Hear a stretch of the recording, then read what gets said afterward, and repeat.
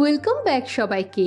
আজ আমি lovely রানারের episode 10 explain করব। যারা আগের এপিসোডগুলো দেখোনি, ডেসক্রিপশনে লিংক দেওয়া আছে, ওখানে ক্লিক করে দেখে নাও। আর নতুন হলে চ্যানেলটা সাবস্ক্রাইব করে দাও। তো চলো শুরু করা যাক। তো এপিসোডের শুরুতে ইমসোল টার্মিনেটর মুভির ক্যাসেট দেখিয়ে বলে সে মুভির মতনই ফিউচার থেকে এসেছে।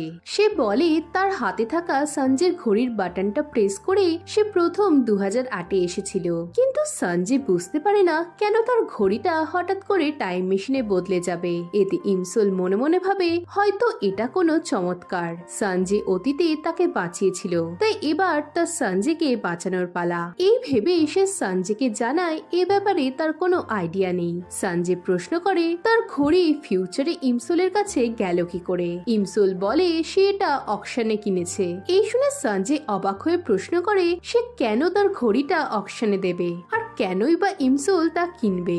এতে ইমসোল বলে ফেলে যে সঞ্জে ইক্লিপস ব্যান্ডের পপুলার মেম্বার, কিন্তু টাইম স্থির হয়ে যাওয়ার জন্য সঞ্জে কিছুই জানতে পারে না। তাই ইমসোল বলে সে ফিউচারের কিছু বলতে পারবে না, কারণ সময় থেমে যাবে। এদিকে ইমসোলের কোনো কথায় সঞ্জের বিশ্বাস হয় না। সে জানতে চায় সে কি চেঞ্জ করতে পাস্টে এসেছে। এতে ইমসোল কথাটা ঘুরিয়ে বলে আমার এখানে করা কাজ বা কথা হয়তো আমার বা অন্য কারোর ফিউচার চেঞ্জ করে দিতে পারে। এটাই আমার শেষ সুযোগ। একবার চলে গেলে আমি আর ফিরবো না, তাই আমি ফেরা অব্দি চুপচাপ থাকতে চাই। এই শুনে সঞ্জে বলে এই জন্যই কি ইমসোল তাকে দেখে পালিয়ে বেরোচ্ছিল, যে সে ইমসোলকে আবারও প্রপোজ না করে বসে। তাই যদি হয় তবে ইমসোলের এসব করার কোনো দরকার নেই, কারণ কিছুদিনের মধ্যে সে পুনরায় ট্রেনিং এর জন্য ইউএস চলে যাবে। এই বলে সঞ্জে চলে গেলে ইমসোল অবাক হয়। পরদিন সঞ্জে তার ঘড়িটা হাতে নিয়ে ভাবতে থাকে ইমসোল কি সত্যি ফিউচার থেকে এসেছে। সে তার ফ্রেন্ডদের জিজ্ঞেস করে ফিউচারে কি টাইম ট্রাভেল সত্যি সম্ভব। এতে তার ফ্রেন্ড জানায় যে সায়েন্স সবকিছুই করতে পারে। সঞ্জে প্রশ্ন করে যদি কোনো মেয়ে বলে সে ফিউচার থেকে এসেছে তবে কি সত্যি বলছে। এই শুনে তার ফ্রেন্ডরা জানায় এর মানে মেয়েটা তাকে পছন্দ করে না, তাই এসব বাহানা দিচ্ছে। এই শুনে সঞ্জে হতাশ হয়। অন্যদিকে ইমসোল ভাবতে থাকে সঞ্জে ইউএস চলে গেলে ফিউচার কি সত্যি বদলে যাবে। এটাই ভালো হবে, সঞ্জের সাথে কখনো ট্যাক্সি ড্রাইভারটার দেখা হবে না। এই সময় সঞ্জের বাবাকে বাড়ি থেকে বেরোতে দেখে ইমসোল তার কাছে যায়। নেক্সট সিনে কম্পিটিশনের জন্য সিলেক্ট হলে বেগ সহ বাকি মেম্বাররা খুশি হয়ে যায়। বেগ জানায় সে সঞ্জের সাথে করা পারফরমেন্সের ভিডিওটা পাঠিয়েছিল, আর সে তাদের ভোকালিস্ট হিসেবে সঞ্জের নাম দিয়েছে। এই শুনে বাকিরা জানতে চায় সঞ্জে কি এতে রাজি হবে। এতে বেগ বলে তাদের রাজি করাতেই হবে। পরের সিনে বেগ কম্পিটিশনের কথা বলতে সঞ্জের বাড়ি যায়। সঞ্জের বাবা অনেক কিছু রান্না করলে সঞ্জে ও বেগ একটু অবাক হয়। গেন্ডাক সঞ্জেকে বলে আমি শুনলাম তুমি ইউএস যাওয়ার স্থির করে ফেলেছো। এই শুনে দুজনেই অবাক হলে গেন্ডাক বলে ইমসোল তাকে এটা বলেছে। এই শুনে সঞ্জে তাকে কিছু বলতে যায়, কিন্তু গেন্ডাক বলতে থাকে ইমসোল তোমায় নিয়ে অনেক চিন্তা করে। ওই আমাকে বললো ট্রিটমেন্টের জন্য তোমাকে যেন ইউএস পাঠিয়ে দিই। এই শুনে সঞ্জে আপসেট হয়ে যায়। বেগ জানতে চায় সঞ্জে এত পড়াশোনা করে কলেজে ওঠার পর কেন সব ছেড়ে ইউএস যেতে চায়, আর অপারেশনের জন্য এখন তার সুইমিং করা উচিত না। এতে সঞ্জে বলে সে ট্রিটমেন্টের জন্য যাচ্ছে, আর সকলে যখন এটাই চায় তখন তার পক্ষে এটাই ভালো। এই শুনে বেগ হতাশ হয়ে জানতে চায় সঞ্জে কি ইমসোলের জন্য চলে যাচ্ছে। এতে সঞ্জে চুপ থাকলে বেগ তার উপর চিৎকার শুরু করে। এই দেখে সঞ্জে প্রশ্ন করে সে চলে গেলে বেগের কি সমস্যা। এতে বেগ কিছু বলতে পারে না। পরদিন ডিটেকটিভ কিম ইমসোলকে থানায় ডেকে তাকে কিডন্যাপিং এর ব্যাপারে কিছু প্রশ্ন করে। ডিটেকটিভ কিম তাকে কিমিয়ন সুট ট্রাকের ব্যাপারে প্রশ্ন করলে ইমসোল জানায় তার গাড়ির নাম্বার মনে নেই। ডিটেকটিভ কিম তাকে কিছু ট্রাকের ছবি দেখিয়ে জানতে চায় কিমিয়ন সুট ট্রাকটা কেমন দেখতে ছিল। এতে ইমসোল বলে সেটার রং সাদা ছিল। নেক্সট সিনে জু গুমকে ফোন করতে থাকলে গুম ফোনটা ধরে না। এই সময় জুকে সামনে দেখে তার কিসের কথা মনে পড়াতে সে পালায়। এদিকে জু ইমসোলকে দেখে গুমের খোঁজ করে। এই সময় সঞ্জেকে আসতে দেখে ইমসোলও পালায়। পরের সিনে জু সঞ্জেকে ক্লাসে দেখে প্রশ্ন করে সে কি ইমসোলের জন্য এই সাবজেক্টে অ্যাপ্লাই করেছে। এতে ইমসোল বলে সঞ্জের মিউজিকে ইন্টারেস্ট রয়েছে। এই সময় সঞ্জের পাশে একটা মেয়ে বসলে ইমসোল অবাক হয়। মেয়েটা সঞ্জের হাতে ক্রিম লাগিয়ে তাকে পটানোর চেষ্টা করতে থাকে। এতে সঞ্জে তাকে পাত্তা না দিলেও ইমসোল মনে মনে হতাশ হয়। ক্লাস চলাকালীনও ইমসোল হাঁ করে তাদের দিকে তাকিয়ে থাকে।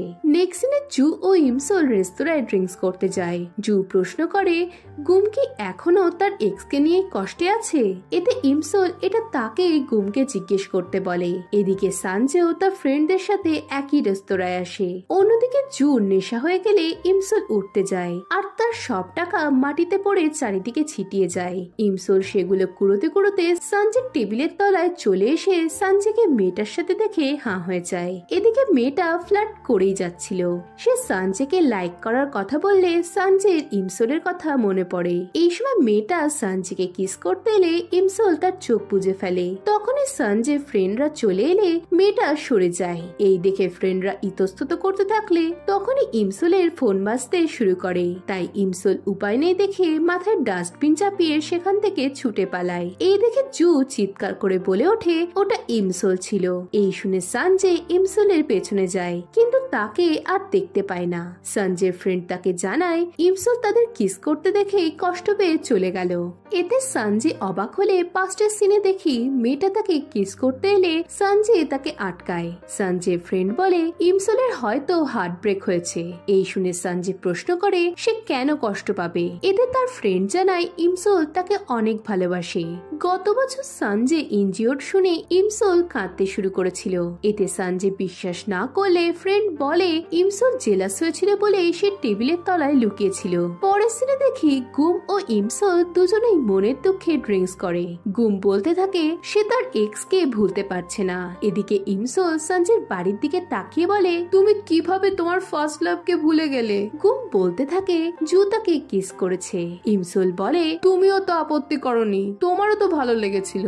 গুম বলে এটা সত্যি, তার কাছে এটা একটা গিফটের মতো। ইমসোল সানজের বাড়ির দিকে তাকিয়ে চিৎকার করে বলতে থাকে তোমারও নিশ্চয় ভালোই লেগেছে। তখনই সানজে বাড়ি আসছিল। ইমসোল বিরক্ত হয়ে লাফাতে থাকলে তার জুতোটা উড়ে নিচে পড়ে যায়। ইমসোল নিচে তাকালে সানজেকে জুতো হাতে দেখে তখনই নিচে আসে। ইমসোল বলে এটা তার ভাইয়ের, কিন্তু সানজে তার মিথ্যে ধরে ফেলে। সে ইমসোলকে রেস্তোরাঁর কথা বললে ইমসোল বলে সে ছিল না, কিন্তু ভুল করে কিসের কথাটা তার মুখ থেকে বেরিয়ে যায়। এতে ইমসোল নিজের ওপর বিরক্ত হলে সানজে বোঝে সে জেলাস। সে জানতে চায় তাকে অন্য মেয়ের সাথে কিস করতে দেখে ইমসোলের কি কোনো যায় আসে না। এতে ইমসোল না বললে সানজে হতাশ হয়ে বলে তুমি টাইম ট্রাভেল করো বা না করো, পাস্ট থেকে আসো বা ফিউচার থেকে আসো, কিন্তু তুমি সারা জীবন আমার কাছে সেমই থাকবে। তোমার কি লাইফে কখনো আমার জন্য কোনো ফিলিংস তৈরি হয়নি? এই শুনে ইমসোল মনে মনে বলে আমি তোমায় ডিজার্ভ করি না। এই ভেবে সে না বললে সানজে অনেক কষ্ট পায়। এদিকে ইমসোলেরও অনেক কষ্ট হতে থাকে। পরের সিনে তেসাং তার বাবার সাথে দেখা করতে এলে ইমসোলের কিডন্যাপিং এর ব্যাপারে জেনে অবাক হয়। অন্যদিকে বেক সানজেকে পটানোর জন্য তার চুল কেটে ফেলে। পরদিন সে সানজের বাড়ি গিয়ে ভাবতে থাকে সানজে তার চোখের জল ও গেট আপ দেখে অডিশনের জন্য রাজি হয়ে যাবে, কিন্তু বাস্তবে বেকের কিছু বলার আগে সানজে বলে সে অডিশনের ব্যাপারে জানে আর সে পারফর্ম করতেও রাজি আছে। এই শুনে বেক হাঁ হয়ে যায়। এরপর তার মনে হয় সে ফালতুই তার চুল কাটলো।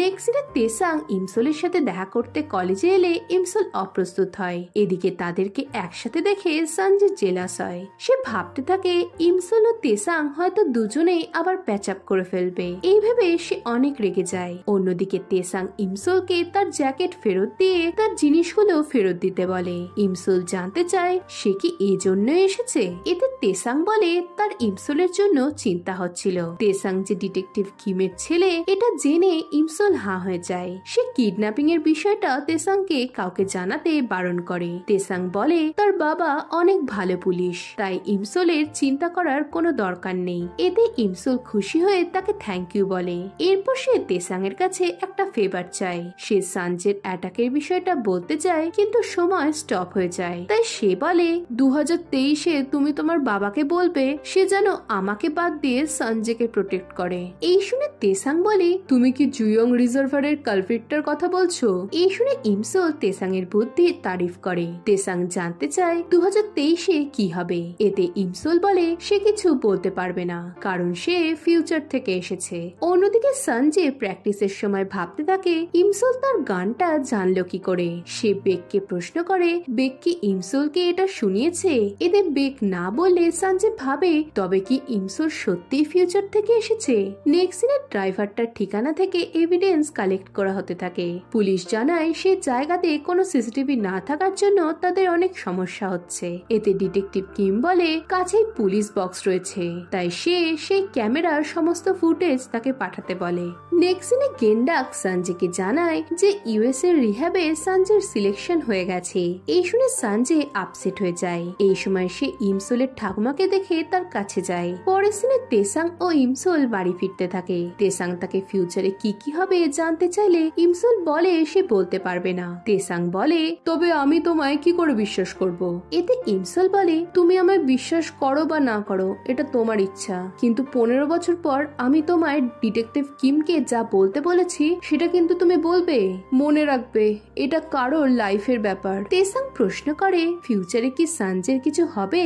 এতে ইমসোল চুপ থাকে। এরপর তেসাং বলে সে ইমসোলকে বাড়ি অব্দি পৌঁছে দেবে, কারণ কালপ্রিট এখনো ধরা পড়েনি। এতে ইমসোল বলে তার এখন কিছু হবে না।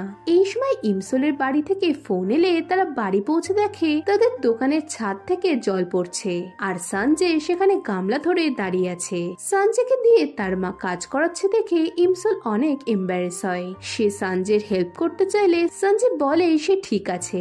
এই সময় তেসাং এসে ইমসোলের মার হেল্প করে। পরের সিনে সঞ্জয় ও তেসাং দুজনে দুজনকে দেখে জেলাস হয়। তেসাং ইমসোলের মার বালতি ওঠাতে হেল্প করলে ইমসোলের মা তেসাং এর তারিফ করতে থাকে। এতে সঞ্জয় জেলাস হয়। এই সময় ইমসোলের ঠাকুমা সঞ্জয়ের মাসেলের তারিফ করতে থাকলে সঞ্জয় খুশি হয়ে তার বাইসেপস দেখায় আর তেসাং এর দিকে তাকিয়ে হাসে। ইমসোলরা সেখান থেকে চলে যাওয়ার পর তেসাং আবারও বালতির জল ফেলতে যায়, কিন্তু সে বালতি শুদ্ধ নিজেই উল্টে পড়ে আর এতে সঞ্জয় বিরক্ত হয়। এরপর তাদের মধ্যে ইমসোলকে নিয়ে ঝামেলা শুরু হয়ে যায়। সঞ্জয় তাকে ইমসোলের থেকে দূরে থাকতে বললে তেসাং বলে তুমি ওর ব্যাপারে কি জানো? এই শুনে দুজনের মধ্যে মারপিট শুরু হয়ে যায়। তাদের ঝামেলার চক্করে টিউবলাইট ভেঙে ঝুলতে থাকে। ইমসোল আর তার ঠাকুমা নিচে এসে এসব দেখে ঘাবড়ে যায়। টিউবের অবস্থা দেখে ইমসোল পাওয়ার অফ করতে ছুট লাগায়। এদিকে ঠাকুমার চিৎকারে দুজনের হুঁশ ফেরে। তারা টিউবটাকে মাটিতে পড়তে দেখে সঞ্জয় তেসাংকে বাঁচানোর জন্য হাত বাড়ায়, কিন্তু তেসাং ওঠার আগেই টিউবটা ছিঁড়ে তার দিকে এলে সঞ্জয় তার হাত ছেড়ে দেয়, আর তখনই ইমসোলও পাওয়ার অফ করে দেয় আর সবাইকে শক লাগার হাত থেকে বাঁচিয়ে নেয়। নেক্সট সিনে হাত ছেড়ে দেওয়া নিয়ে দুজনে আবারও ঝামেলা করে। এই সময় ইমসোলের মা এসে তাদের হেল্প করার জন্য ধন্যবাদ জানিয়ে তাদের খেতে বলে। এতে তেসাং জানায় সে অন্যদিন আবারও আসবে। এরপর ইমসোলের মার মনে পড়ে রাত হওয়ার জন্য এখন বাসও চলছে না, তাই সে তেসাংকে তার বাড়িতে থেকে যেতে বলে। এতে ঘুমের মনে পড়ে সঞ্জয় তাদের বাড়ি আসলে কি হয়েছিল, তাই সে না করে দেয়। এই সময় সঞ্জয় বলে ওঠে তেসাং তার বাড়িতে থাকতে পারবে। এই শুনে ইমসোল ও তেসাং অবাক হয়ে তার দিকে তাকায়। নেক্সট সিনে সঞ্জয় তেসাংকে মাটিতে শুতে বললে সে সোফাতে শয়। সঞ্জয়কে তার সামনে দাঁড়িয়ে থাকতে দেখে তেসাং বলে তুমি কি ভয় পাচ্ছ যে আমি মাঝরাতে লুকিয়ে ইমসোলের বাড়ি চলে যাব? এতে সঞ্জয় তাকে চুপচাপ ঘুমোতে বলে চলে গেলে তেসাং বলে তুমি কি অন্ধ? তুমি বলো তুমি ওকে লাইক করো, কিন্তু তুমি ওর ফিলিংস এর ব্যাপারে কিছুই জানো না। এতে সঞ্জয় অবাক হয়। তেসাং বলে আমার উপর জেলাস না হয়ে তুমি নিজেকে প্রোটেক্ট করার বিষয়ে ধ্যান দাও, নয়তো ইমসোল কেন আমার কাছে এসে তোমাকে প্রোটেক্ট করতে বলবে? সঞ্জয় এসবের মানে জানতে চাইলে তেসাং তাকে ইমসোলকে গিয়ে জিজ্ঞেস করতে বলে। এই সময় সে সঞ্জয়ের প্লেনের টিকিট দেখে অবাক হয়ে যায়। রাতে সঞ্জয় টিকিট হাতে নিয়ে বুঝতে পারে না তার কি করা উচিত। পরদিন বেক তার দুই ব্যান্ডমেটকে নিয়ে অডিশনের জন্য যায়। তারা সঞ্জয় কোথায় জানতে চাইলে বেক বলে সে আসছে। অন্যদিকে ইমসোল পি রুমে গুমের প্রজেক্ট জমা দিতে এলে জানতে পারে যে সঞ্জয় আজ ইউএস চলে যাচ্ছে। এদিকে গেন্ডাক সঞ্জয়কে ইউএস গিয়ে সাবধানে থাকতে বলে। এদিকে ব্যান্ডমেটরা বেককে চেপে ধরলে বেক জানায় সঞ্জয় আসবে না। অডিশন রুমে ঢুকে জাজরা তাদের ভোকালিস্ট কোথায় জানতে চাইলে বেক বলে সেই ভোকালিস্ট। এতে বাকি দুই মেম্বার এম্বারেস ফিল করে। অন্যদিকে ইমসোল এয়ারপোর্টে এসে সঞ্জয় প্লেনকে যেতে দেখে ভাবে এটাই ভালো হলো।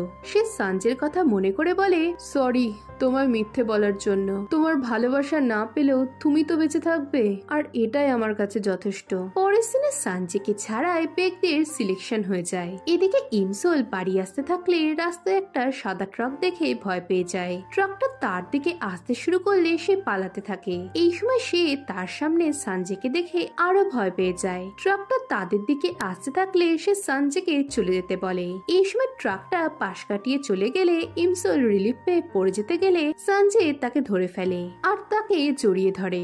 ইমসুল কাঁদতে কাঁদতে বলে, তুমি কেন চলে গেলে না? সঞ্জে বলে, আমি জেনে গেছি তুমি আমায় ভালোবাসো। এই শুনে ইমসুল অবাক হলে সঞ্জে তাকে টাইম ক্যাপসুলের ঘড়িটা দেখায়। এখানে পাস্টের সিনে সঞ্জের মাথায় তেসাং এর বলা কথাগুলো ঘুরছিল যে ইমসুল তেসাংকে সঞ্জেকে প্রোটেক্ট করার কথা বলেছে। এই সময় সঞ্জে একটা পোস্টারে টাইম ক্যাপসুল শব্দটা দেখে সে গাছের কাছে যায় যেখানে ইমসুল আর সে টাইম ক্যাপসুলটা রেখেছিল। সঞ্জের মনে পড়ে ইমসুল তাকে এটা 2023-এ খুলতে বলে জানিয়েছিল এতে স্পেশাল কিছু রাখা রয়েছে। পরের সিনে সঞ্জে ক্যাপসুলটা খুলে ভেতরে চিঠিটা পড়ে যেখানে ইমসুল তাকে বেঁচে থাকার জন্য ধন্যবাদ জানিয়েছিল। এরপর সঞ্জে ঘড়িটা চালু করে আর বুঝতে পারে ইমসুল সত্যি ফিউচার থেকে এসেছে। এখন বর্তমানে সঞ্জে বলে, তুমি আমাকে বাঁচাতে এসেছো। 2023-এ আমি মারা যাব। আমার মারা যাওয়ার কারণ কি তুমি? এতে ইমসুল তাকে না বলতে গিয়ে কাঁদতে শুরু করে। সঞ্জে জানায় যদি তাই হয় তবে যেন ইমসুল তার ফিলিংস লুকিয়ে না রাখে। যদি সে ইমসুলকে বাঁচাতে গিয়ে মারা যায় তাহলে তার কোনো আক্ষেপ থাকবে না। এই বলে সে ইমসুলকে কিস করে। এরপর 2023-এর একটা সিন দেখি যেখানে টাইম স্টপ হয়েছিল। এই সময় স্ক্রিনে সঞ্জের অ্যাটাকের নিউজ বদলে গিয়ে 3 মেম্বার সহ এক্লিপস ব্যান্ডের নিউ অ্যালবাম রিলিজের নিউজ দেখানো হয় আর এর সাথে এপিসোড 10 শেষ হয়ে যায়। এখন এরপর কি হবে জানতে হলে ভিডিওটাতে লাইক ও কমেন্ট করো আর নতুন হলে চ্যানেলটা সাবস্ক্রাইব করে দাও। তো দেখা হচ্ছে নেক্সট ভিডিওতে। বাই।